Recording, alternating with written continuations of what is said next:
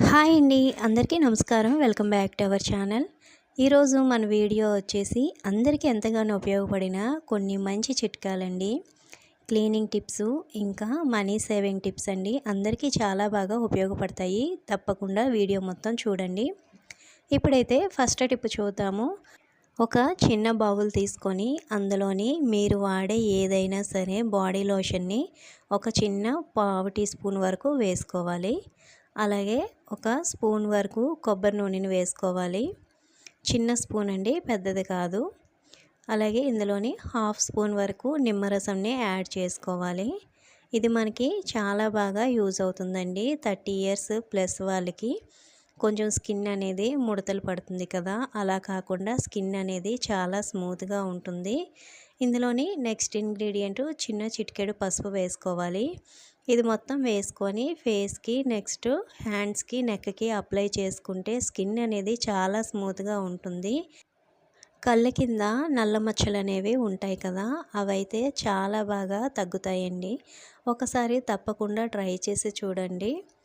వారానికి ఒకసారి లేదా 2 సార్లు కనుక అప్లై చేసుకుంటే బెస్ట్ రిజల్ట్ అనేది వస్తుంది. సెకండ్ టిప్ చూద్దాము.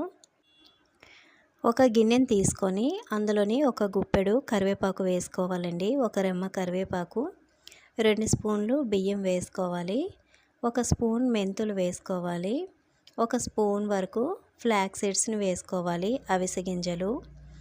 వీటిలోని ఒక గ్లాసు నీళ్ళని వేసి నైట్ అంతా కూడా మనం వీటిని నానబెట్టుకోవాలి.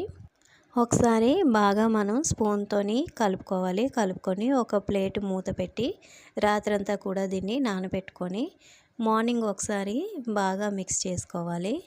ఇలా మిక్స్ చేసుకొని ఒక బౌల్ తీసుకొని అందులోకి మనం ఈ వాటర్ని సపరేట్ చేసుకోవాలి. ఇది మనకి చాలా బాగా యూజ్ అవుతుందండి. దీన్ని ఏ విధంగా యూజ్ చేయాలంటే, మనం తలకు స్నానం చేసుకునేటప్పుడు షాంపూని యూజ్ చేస్తాం కదండి, మామూలుగా నార్మల్ వాటర్లోనే మిక్స్ చేసుకొని యూజ్ చేస్తాము. అలా కాకుండా వీటిని నానబెట్టిన నీటిలోని మనం ఒక స్పూన్ వరకు షాంపూని కలుపుకొని మనం తలకు స్నానం కనుక చేస్తే మన హెయిర్ అనేది చాలా కండిషనింగ్గా సిల్కీగా ఉంటుందండి. హెయిర్ గ్రోత్ కూడా చాలా బాగుంటుంది. దురద సమస్య కానీ ఇంకా మనకి డాండ్రఫ్ కానీ ఇలాంటివి ఏవి ఉండవండి. ఒకసారి తప్పకుండా ట్రై చేయండి. ఇప్పుడు నెక్స్ట్ టిప్ చూద్దాము. మనం వంటగదిలో రెగ్యులర్గా వాడే టీ జాలి కానీ ఇలాంటి గ్రేటర్ కానీ హ్యాండిల్ పట్టుకునేది కానీ మనం చిన్న చిన్నవి మరకలు అనేవి ఉంటాయి. అవి మామూలే కదని వదిలేస్తాం, కానీ అందులోని చాలా బ్యాక్టీరియా ఉంటుందండి.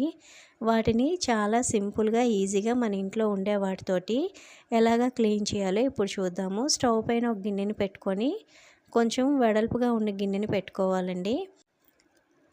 ఒక 2 గ్లాసులు నీళ్ళు వేసుకొని ఒక స్పూను వంట సోడా, ఒక స్పూను సర్ఫ్ వేసుకోవాలి. వేసుకొని ఇలా నీళ్ళు మరుగుతున్నప్పుడు మనం క్లీన్ చేయవలసినవన్నీ హ్యాండిల్స్ కానీ స్ట్రైనరు ఇలాంటి గ్రేటర్స్ అన్నీ కూడా మనం ఇందులో వేసుకొని ఒక పొంగొచ్చే వరకు కూడా మనం బాగా వీటిని మరిగించుకోవాలి. ఇలాగా పొంగొస్తున్నప్పుడు మనం స్టవ్ ఆఫ్ చేసి ఆ వేడంతా కొంచెం తగ్గే వరకు కూడా మనం వీటిని పక్కన పెట్టుకోవాలి. ఇలా చేయడం వలన మన ఈ వంటగదిలో వాడే వస్తువులన్నీ చాలా నీట్గా అవుతాయండి. ఈజీగా క్లీన్ చేసుకోవచ్చు. చూడండి, వాటర్ కొద్దిగా చల్లారిన తర్వాత వాటర్ కలర్ అనేది ఎలా మారిపోయిందో. ఇప్పుడు చూడండి, ఇది క్లీన్ చేసి చూపిస్తాను. చాలా నీట్గా క్లీన్ అయిపోతుందండి. ఒక స్క్రబ్బర్ తీసుకొని నీట్గా మనం క్లీన్ చేసుకొని నార్మల్ వాటర్తో కడిగేసుకోవచ్చు. స్క్రబ్బర్తోని ఇంకా మనకి వీలవ్వలేదు అంటే పాత బ్రష్ ఉంటుంది కదండి, ఒకటి పాత బ్రష్, దాంతో అయినా క్లీన్ చేయొచ్చు. ఇలా క్లీన్ చేయడం వలన మనకి తుప్పు పట్టిన మరకలు కానీ జిడ్డు మురికి అంతా కూడా చాలా బాగా క్లీన్ అవుతుందండి. ఇప్పుడు చూడండి, ఈ సైడ్స్ మనకి స్క్రబ్బర్తో క్లీన్ చేయడానికి మనకి వీలవ్వనప్పుడు ఒక పాత బ్రష్ తీసుకొని ఈజీగా క్లీన్ చేసుకోవచ్చు. మనం నార్మల్ వాటర్తో కడిగేసుకొని ఒక క్లాత్ తోటి తుడిచేసుకున్నామంటే చాలా నీట్గా క్లీన్ అవుతాయండి. ఇలా 1 మంత్కి ఒకసారి క్లీన్ చేసుకున్నామంటే మన వస్తువులు నీట్గా ఉంటాయి. నెక్స్ట్ హెల్త్ ప్రాబ్లమ్స్ కూడా రావండి. ఇప్పుడైతే నెక్స్ట్ టిప్ చూద్దాము. మనం రెగ్యులర్గా కిచెన్లోని కుక్కర్ అనేది ఎక్కువగా యూజ్ చేస్తూ ఉంటామండి. ఈ హ్యాండిల్ అనేది అస్తమానం లూజ్ అయిపోతూ ఉంటుంది. ప్రతిసారి కూడా మనం ఇలాగా టైట్ చేసుకోవడానికి మనకి ఒక్కొక్కసారి లంచ్ బాక్సెస్ ప్రిపేర్ చేస్తున్నప్పుడు టైం అనేది ఉండకపోవచ్చు. ఈ ప్రాబ్లం అనేది మనకి పర్మనెంట్గా రాకుండా ఉండాలి అంటే ఒక చిన్న టిప్ని ఫాలో అయితే సరిపోతుందండి. ప్రతి ఒక్కరి ఇంట్లోని నెయిల్ పాలిష్లు అనేవి ఉంటాయి కదా. ఒక నెయిల్ పాలిష్ తీసుకొని ఆ స్క్రూకి మనం ఇలాగా అప్లై చేసుకొని టైట్ చేసుకున్నామంటే మనకి హ్యాండిల్ అనేది గట్టిగా పడుతుందండి. అస్సలు ఇంకా లూజ్ అవ్వదు. మనకి అస్తమానం టైట్ చేసుకునే ఇబ్బంది కూడా ఉండదు. ఇలాగా నెయిల్ పాలిష్ అప్లై చేసుకొని మనం టైట్ చేసుకున్నామంటే ఆ హ్యాండిల్ అనేది చాలా స్ట్రాంగ్గా ఉంటుందండి. ఒకసారి తప్పకుండా ట్రై చేసి చూడండి. ఇలా పెట్టిన తర్వాత మీకు ఒకసారి చూపిస్తాను. హ్యాండిల్ అనేది చాలా గట్టిగా పడుతుందండి. ఎక్కువ రోజులు మనకి లూజ్ అవ్వకుండా ఉంటుంది. ఇలా మనం చిన్న చిన్న టిప్స్ని ఫాలో అయ్యి మనం పని చేసుకున్నామంటే మనకి చాలా వరకు టైం కూడా సేవ్ అవుతుందండి. నచ్చితే కనుక టిప్ని ట్రై చేయండి. మనం రోజంతా కూడా కిచెన్లోని ఏదో ఒక పని చేస్తూ ఉంటామండి.